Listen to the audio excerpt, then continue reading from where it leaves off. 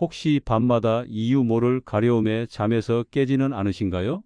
로션을 바꾸고 약을 써도 진정되지 않는 그 불편함. 그냥 나이 탓이라 넘기셨다면 석 달 뒤 더 큰 문제가 찾아올 수 있습니다.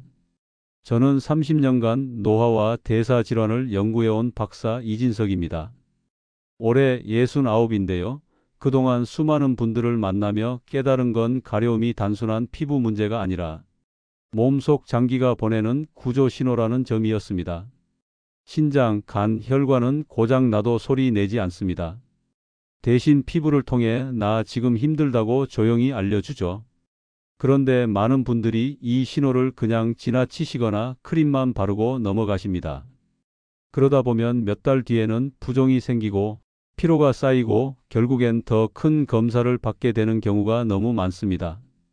오늘은 그 경고를 읽는 법, 그리고 집에서 바로 실천할 수 있는 회복의 습관을 알려드리겠습니다.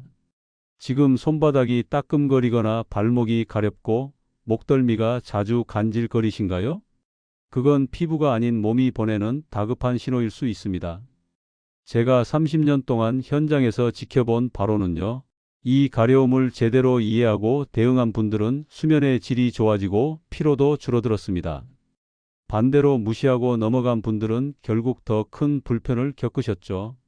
그래서 오늘 이 이야기가 여러분께 꼭 필요하다고 생각합니다. 자, 지금부터 확인해 보시죠. 여러분은 요즘 몸 어디가 가장 자주 가렵나요? 댓글로 남겨주시면 함께 이야기 나눠보겠습니다. 혹시 지금 어디에서 듣고 계신가요?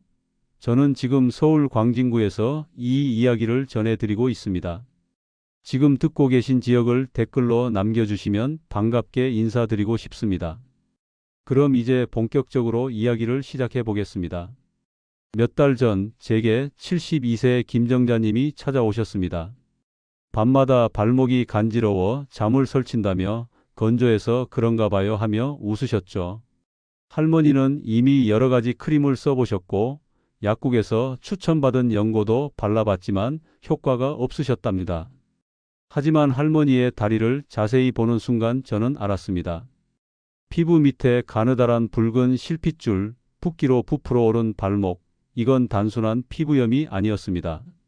검사 결과 신장순환 저하와 노폐물 정체가 원인이었죠.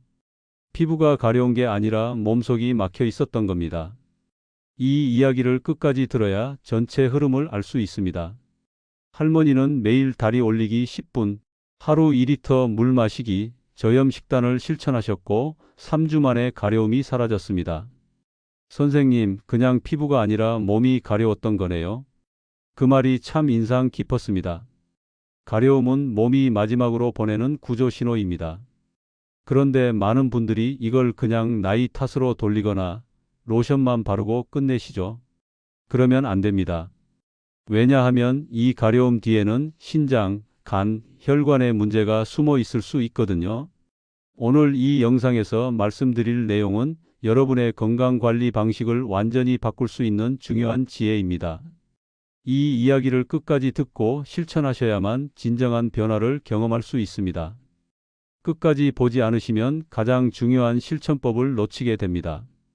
혹시 아직 구독과 좋아요를 누르지 않으셨다면 지금 바로 눌러주세요. 이 채널은 여러분의 건강한 노년을 응원합니다. 마지막에 나올 단 하나의 습관이 모든 것을 바꿀 수 있습니다. 여러분의 식습관과 생활 습관을 조금만 바꿔도 충분히 일어날 수 있는 일이죠. 그래서 이제는 우리 일상에서 가려움과 직접 연결되는 몸의 신호들을 하나씩 짚어보겠습니다.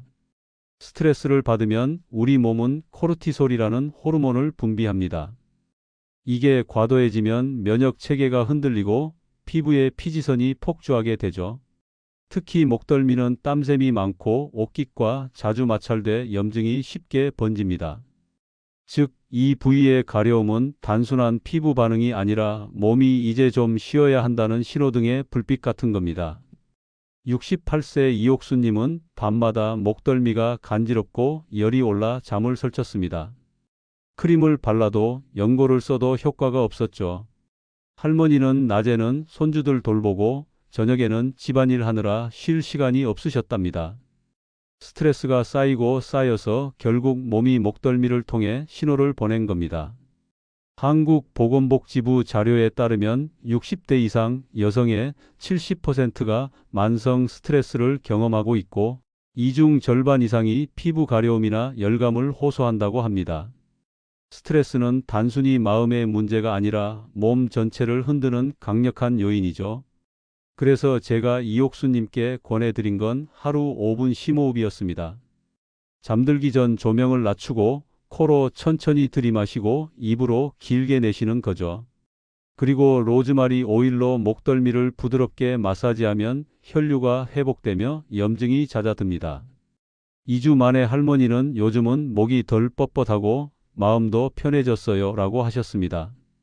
여러분도 혹시 목덜미가 자주 가렵고 열이 오르시나요? 그렇다면 오늘 밤부터 5분만 시간을 내서 심호흡을 해보세요. 그리고 스트레스를 줄이는 작은 습관 하나를 시작해 보시기 바랍니다. 하지만 원인은 피부가 아니었습니다. 신장은 하루 180리터의 혈액을 걸러내 독소를 빼내는데 다리 근육이 약해지면 피가 심장으로 올라가지 못합니다. 마치 하수관이 막혀 물이 고이듯 혈류가 정체되며 노폐물이 피부로 스며들어 가려움을 일으키는 거죠.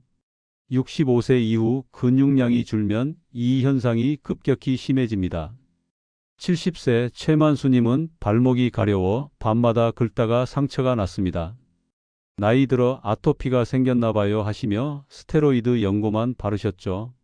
할아버지는 몇 년 전 무릎 수술 이후 잘 걷지 않으셨고 집에서 대부분의 시간을 앉아서 보내셨답니다. 그러다 보니 다리 근육이 빠지고 혈액순환이 느려진 겁니다. 대한노인학회 연구에 따르면 하루 30분 이상 걷지 않는 노인의 경우 하지순환 장애 발생률이 40% 이상 높아진다고 합니다. 걷지 않으면 근육이 펌프 역할을 못하고 피가 다리에 고여서 노폐물이 쌓이게 되는 거죠. 최만수님께는 다리 순환 회복이 필요했습니다. 하루 30분 걷기, 다리 올리기 10분, 미지근한 물 2리터 마시기. 단 3가지를 꾸준히 하자 3주 만에 붓기와 가려움이 사라졌습니다. 피부를 긁는 대신 몸속을 움직였더니 나아졌어요. 이 한마디가 정답이었습니다. 여러분도 발목이나 종아리가 자주 가렵고 붓는다면 그건 피부 문제가 아닐 수 있습니다. 오늘부터 하루 30분만 천천히 걸어보세요. 그리고 자기 전에 다리를 심장보다 높게 올려서 10분만 쉬어보세요. 그것만으로도 순환이 달라집니다. 간은 우리 몸의 해독 공장입니다. 그런데 기능이 떨어지면 혈액 속 히스타민이 늘어나 피부 신경을 자극하며 손바닥과 발바닥에서 심한 가려움이 나타납니다. 특히 밤에 더 심해지는데 그 이유는 간이 밤 10시 이후에 해독 작용을 가장 활발히 하기 때문입니다. 65세 정미경님은 밤마다 발바닥이 가려워 잠을 설쳤습니다. 피부염 약을 써도 소용없었죠. 할머니는 평소 단 음료를 자주 드시고 가공식품을 즐겨 드셨습니다. 그러다 보니 간이 처리해야 할 독소가 너무 많아진 거죠. 세계보건기구 자료에 따르면 간 기능이 저하된 사람의 60% 이상이 손바닥이나 발바닥의 가려움을 호소한다고 합니다. 간이 해독을 제대로 못하면 히스타민이라는 물질이 혈액에 쌓이고 이게 신경을 자극해서 가려움을 일으키는 겁니다. 정미경님께는 가공식품과 단 음료를 끊고 하루 2리터 물, 30분 걷기, 채소 위주 식단을 권했습니다. 한 달 뒤 할머니는 웃으며 말씀하셨어요. 발바닥이 간지럽지 않으니까 잠이 이렇게 꿀맛일 줄 몰랐어요. 여러분도 밤에 손바닥이나 발바닥이 가렵다면 그건 피부가 아니라 간이 보내는 신호일 수 있습니다. 오늘부터 단 음료와 가공식품을 줄이고 물을 충분히 마셔보세요. 그리고 채소를 많이 드시면 간이 회복할 시간을 벌게 됩니다. 혹시 3가지 부위 중 하나라도 해당되시나요? 그렇다면 이제 이 신호들을 되돌리기 위한 실천법으로 이어가 보겠습니다. 물이 부족하면 신장과 간이 제 기능을 못하고 피부가 대신 노폐물을 떠안습니다. 하루 3번 미지근한 물 한 잔씩 마시면 해독 작용이 30% 증가한다는 연구도 있습니다. 물은 단순히 갈증을 해소하는 게 아니라 우리 몸속 독소를 씻어내는 가장 강력한 도구죠. 아침에 일어나자마자 미지근한 물 한 잔, 점심 먹기 30분 전에 한 잔, 저녁 먹기 전에 한 잔. 이렇게 3번만 챙겨 마셔도 하루 2리터는 충분히 채울 수 있습니다. 그리고 물을 마실 때는 한 번에 벌컥벌컥 마시지 말고 천천히 조금씩 마시는 게 중요합니다. 그래야 신장이 부담 없이 걸러낼 수 있거든요. 여러분, 오늘 물을 몇 잔 드셨나요? 만약 한 잔도 안 드셨다면 지금 당장 일어나서 물 한 잔 마시고 오세요. 그게 바로 첫 번째 실천입니다. 짠 음식은 혈관을 좁히고 단 음식은 혈액을 끈적하게 만듭니다. 혈류가 느려지면 가려움은 반드시 올라옵니다. 조미료 대신 천일염, 간식 대신 과일로 바꿔보세요. 이것만으로도 몸은 달라집니다. 특히 60대 이후에는 신장 기능이 자연스럽게 떨어지기 때문에 짠 음식을 많이 먹으면 부종과 가려움이 쉽게 생깁니다. 라면 국물은 남기고 김치는 덜 짜게 담가 드시고 외식할 때는 국물 요리보다는 찜이나 구이를 선택하는 게 좋습니다. 단 음식도 마찬가지입니다. 사탕, 초콜릿, 탄산음료는 혈당을 급격히 올려서 혈액을 끈적하게 만들고 이게 혈관을 막아 순환을 방해합니다. 간식이 먹고 싶으면 사과 반쪽, 귤 1개, 방울토마토 한 줌으로 대체해 보세요.